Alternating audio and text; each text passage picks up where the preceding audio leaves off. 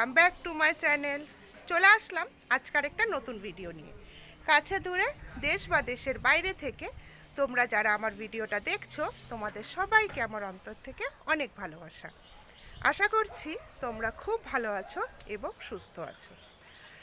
আজকে আমি চলে এসেছি একটা জায়গায়, আর সেটা হচ্ছে আমরা পিকনিক করতে এসেছি আমার একটা রিলেটিভের বাড়িতেই।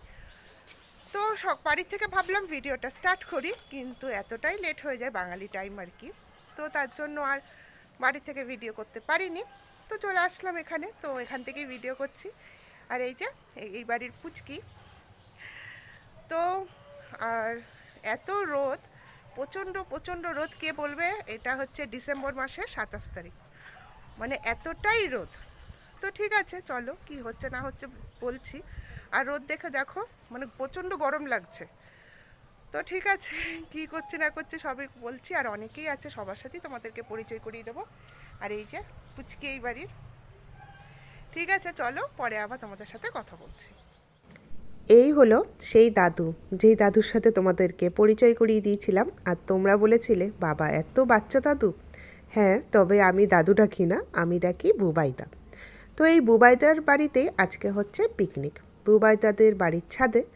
তো সব কিছু বুবাইদা আর বুবাইদার যে ভাই পাপাই, তো পাপাইদা মিলে দুজনা মিলেই সব কিছু ঠিকঠাক করেছে। আর এই হলো পাপাইদা। তো এই যে এখন চলছে ব্রেকফাস্ট কি হবে তার তৈয়ারি চলছে। এখানে দেখো বানানো হচ্ছে পেঁয়াজি। তো পেঁয়াজি তো আমরা ঘরোয়া পেঁয়াজি যেমন অল্প অল্প করে দিয়ে দিয়ে বানাই, সেইভাবে কিন্তু মাসি বানাচ্ছে না। মাসি বড় বড় করে পেঁয়াজি কী করছে, তেলের মধ্যে দিয়ে দিচ্ছে। তারপর যখন পেঁয়াজিগুলো ঠান্ডা হয়েছিল, তো তখন চ্যাপটা করে করে দিয়ে আবার মানে ফ্রাই করেছিল। এতে কী হয়েছিল, ভীষণ ক্রিস্পি হয়েছিল। আর সবথেকে বড় ব্যাপার, খুব তাড়াতাড়ি হয়ে যাচ্ছিল। এই জিনিসটা বেশ নতুন শিখলাম। তবে দোকানে তো আমি এরকম পেঁয়াজি খেয়েছি, কিন্তু কখনো বানাতে দেখিনি। তো আজকে ভালোভাবে শিখে নিলাম। তো পরে কোনো একদিন তো অবশ্যই ট্রাই করব। আর এই দেখো পেঁয়াজি ভাজা হচ্ছে। আর আজকে আমাদের টিফিনে কী কী আছে সবই তোমাদের সাথে অবশ্যই শেয়ার করব। তো আমরা তো আগে চলে এসেছি, তো আরও আমাদের কয়েকজনের আসা বাকি ছিল। তো তারা চলে আসলে টিফিনটা করা শুরু করা হবে। আর এই যে টিফিনের জন্যই মানে এখানে বানানো হচ্ছে ছোলা সেদ্ধ। তো চলো তোমাদেরকে দেখাই যে আজকে আমাদের এখানে যে ব্রেকফাস্ট করব কি কি আছে। আর যাদের আসা বাকি ছিল তারাও চলে এসেছে, এই যে রুমাদিরা। আর মিতা হচ্ছে রেডি করছে খাবার দাবারের।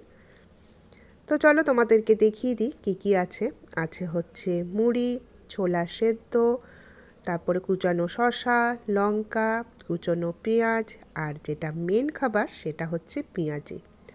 পেঁয়াজিটা কিন্তু দুর্দান্ত হয়েছিল আর ভীষণ ক্রিস্পি হয়েছিল। তো সেদিনকার তো আমরা খুবই ভালো খেলাম।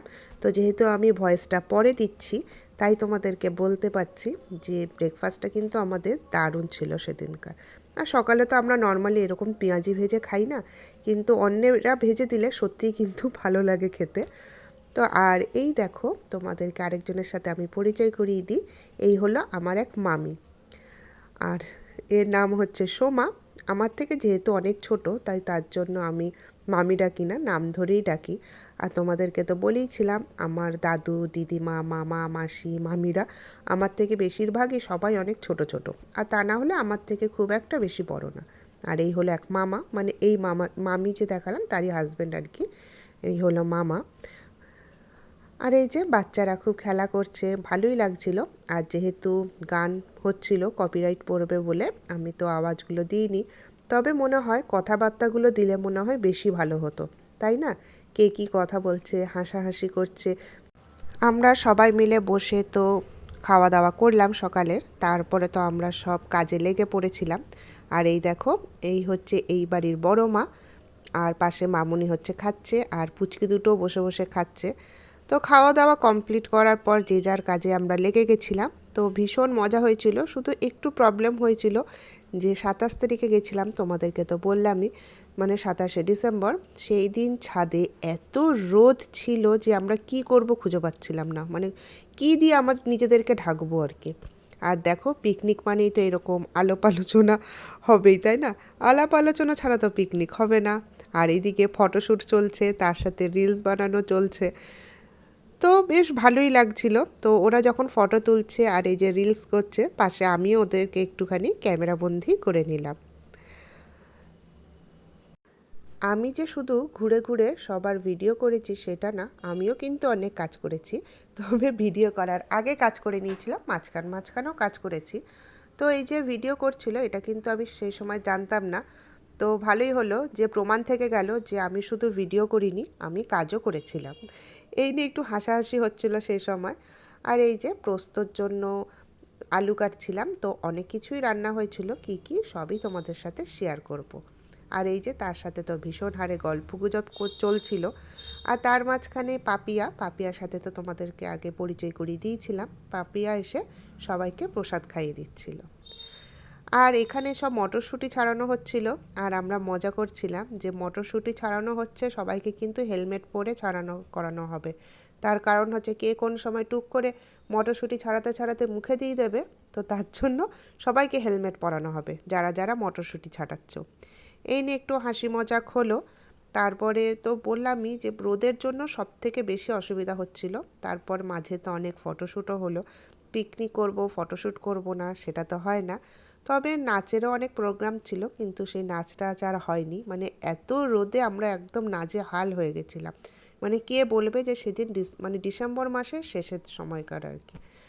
তো এই যে মটরশুঁটি ছাড়ানো হচ্ছিল। তো চলো তোমাদেরকে একটু রান্নার ওদিকে নিয়ে যাই। আর এই যে এখানে হচ্ছে আলু পোস্ত। কি সুন্দর লাগছে কড়াইটা, তাই না? দেখতে বেশ কালারফুল। তো মটরশুঁটি না, কে যে লিখেছিল আর কেন যে এনেছিল কেউ জানতে পারেনি। তো তার জন্য যখন দেখলাম যে অনেকটা মটরশুঁটি আছে, আলু পোস্ত তো হওয়ারই কথা ছিল, তো আমি বললাম আলু পোস্তর মধ্যে মটরশুঁটি দিয়ে দাও রান্নার মাসিকে। তো রান্নার মাসি তো কিছুতেই দেবে না, না আলু পোস্তর মধ্যে কেউ মটরশুঁটি দেয় না। আমি বললাম দিয়ে তো দেখো, আমরা খাই, টেস্টি লাগে।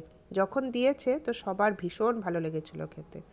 তো চলো মেনুটা বলে দিই কী কী হবে। হবে হচ্ছে ডাল, আর পেঁয়াজি তো বেঁচে থাকবে, সেটা তো খাওয়ানো হয়েছিলই। আর তার সাথে ছিল আলু পোস্ত, আর ছিল খাসির মাংস, তার সাথে ছিল মুরগির মাংস যেহেতু বাচ্চারা ছিল। আর তার সাথে ছিল হচ্ছে রুই পোস্ত, আর ছিল পাবদা মাছের ঝাল। তারপর ছিল চাটনি, পাঁপড়, আর হচ্ছে রসগোল্লা, গুড়ের রসগোল্লা। ও আমি তো স্যালাডের কথা বলতেই ভুলে গেছিলাম, সাথে স্যালাডও ছিল। তো এই যে খাওয়া দাওয়া চলছে, বাচ্চা বাটি আর বড়দেরও খাওয়া দাওয়া চলছে। আর আমাদের খাওয়ার সময় তো ভিডিও করা হয়নি। তো আমরা যখন খেয়ে উঠেছি প্রায় 4টে বাজছিল তখন। আর এই যে তীর্থ, ওই যে বললাম আমার মামা হয় রিলেশানে, কিন্তু আমি নাম ধরেই ডাকি কারণ আমার থেকে 1 বছরেরই বড়। তো এই যে মজা করছে, কীরকম হাঁ করে ও তাকিয়ে আছে ক্যামেরার দিকে, যেহেতু আমি ভিডিও করছি তার জন্য। তো খাওয়ার সময় তো এত হাসাহাসি হচ্ছিল, মজা হচ্ছিল যে কি বলবো। তারপরে লাঞ্চ করার পরে যখন আমরা সবাই মিলে রেস্ট নিচ্ছিলাম, তখন হঠাৎ করে আমার খুব পান খেতে ইচ্ছা করলো। তো সবাইকে বললাম, সবাই বললো হ্যাঁ সবাই পান খাবে। তো আমি কি করলাম, সঙ্গে সঙ্গে গিয়ে সবার কাছ থেকে চাঁদা তোলা শুরু করলাম। কারো কাছ থেকে 20 টাকা, 50 টাকা, 100 টাকা, এইভাবে অনেকগুলো টাকাই জোগাড় হয়ে গেল। ব্যাস তারপরে পান নিয়ে আসা হলো। পান খাওয়ার পর তো গল্পগুজব, রেস্ট নেওয়া, চা খাওয়া সবই হয়েছিল, সেগুলো আর ভিডিও করা হয়নি। চলে আসলাম একেবারে ডিনারে। তো ডিনারে তো এখানে মাটন, চিকেন বা অন্য কিছুই খাওয়া হয়নি। তার কারণ হচ্ছে দিনের বেলাতে তো ভীষণ হেভি খাওয়া হয়েছিল। তো রাত্রেবেলা হচ্ছে ডাল, আলু পোস্ত আর ডিমের ঝোল বানানো হয়েছিল। তো সেটাই খাওয়া দাওয়া চলছে, আর ঘড়িতে বাজছে রাত 9টা। আমরা একটু পরেই চলে যাব। আর আমাদের পিকনিক ছিল একদম ব্রেকফাস্ট থেকে ডিনার পর্যন্ত। আর আমাদের বাড়ির থেকে যেহেতু বুবাইদাদের বাড়ি অনেকটাই দূর, প্রায় টোটোতে 45 মিনিটের মতো লাগে। তো আমরা 9:30তেই বেরিয়ে যাব খাওয়া দাওয়া করে। আর আমাদের তো ডিনার করা কমপ্লিট হয়ে গেছে। আর এই যে বড় মা সবাইকে জোয়ান দিচ্ছে খাওয়ার জন্য। সারাদিন যেভাবে সব খাওয়া দাওয়া হলো, তো জোয়ানের এখন খুবই প্রয়োজন। তো ঠিক আছে, এই দেখো সবাই আমরা এখন বাই করছে আমাদেরকে। আর ইনি হলেন এই বাড়ির সবথেকে ছোট সদস্যা। ভীষণ কিউট আর এত শান্ত যে কি বলবো, একদম কান্নাকাটি নেই। ভিডিওটা কেমন লাগলো অবশ্যই আমাকে কমেন্ট করে জানাবে, আর লাইক দিয়ে দেবে। ঠিক আছে, পরের দিন আসছি তাহলে আরেকটা নতুন ভিডিও নিয়ে। আজ তাহলে এইটুকুই।